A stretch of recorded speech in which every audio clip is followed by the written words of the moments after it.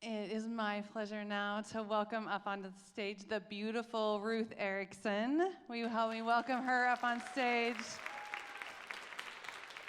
Has she not just killed it this weekend? She's just killed it, like from the start to the finish. I mean, I'm putting a little pressure on you from the finish, but from the start to the finish, she has dug deep into the Lord and deep into the Spirit and blessed us with it. And we have the blessing and the pleasure of getting to hear her heart about worship right now.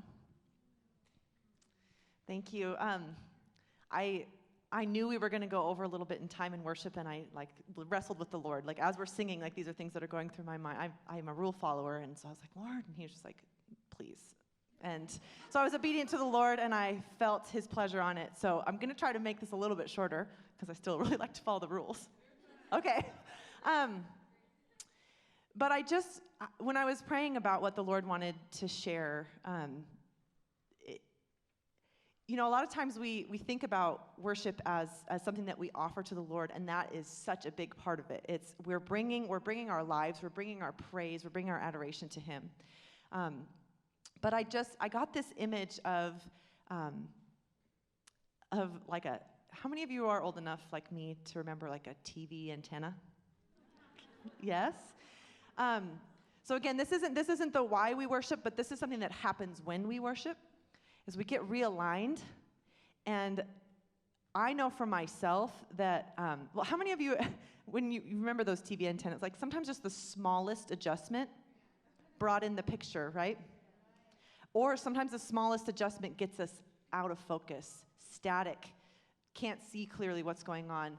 For me, there have been so many moments in my life where it's not that God wasn't sending signal to me. It was that life bumped me. I, got off course.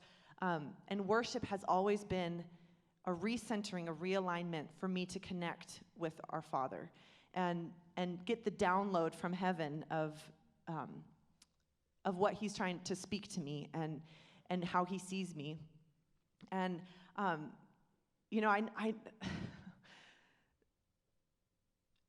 this is so powerful to lead worship with you. And God does something special here every year.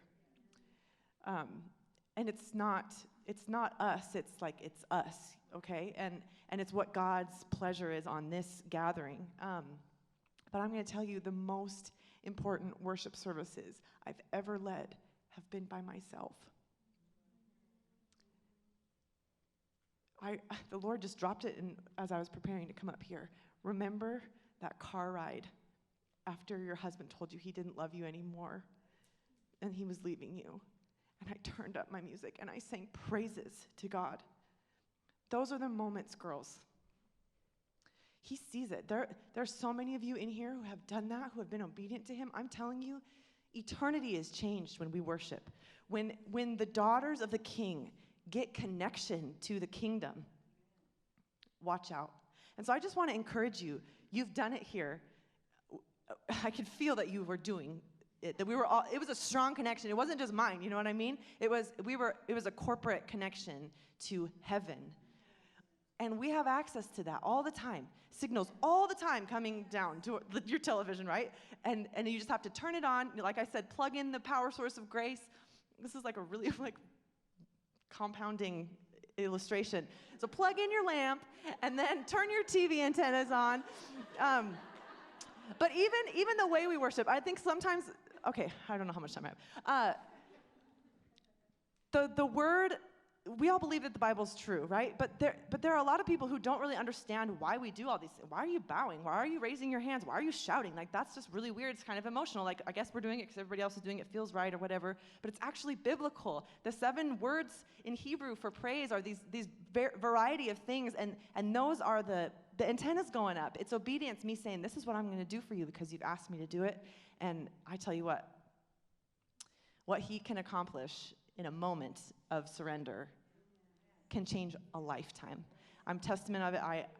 I'm so excited because I feel like He's deposited things here, and this greater things, it's so funny. I remember the planning of this, and we're just like, okay, and now it's just like every single thing, it's just straight from the throne room. And I felt it in worship. We just shifted, ladies. We were just like, watch out. gates of hell. Like, the girls are coming for you. So, yeah.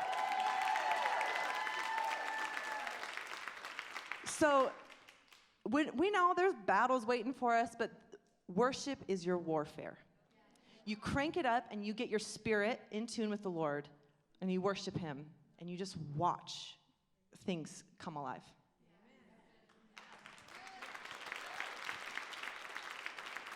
Woo! Woo! You on fire. You on fire, girl. You're on fire. Yes. I know.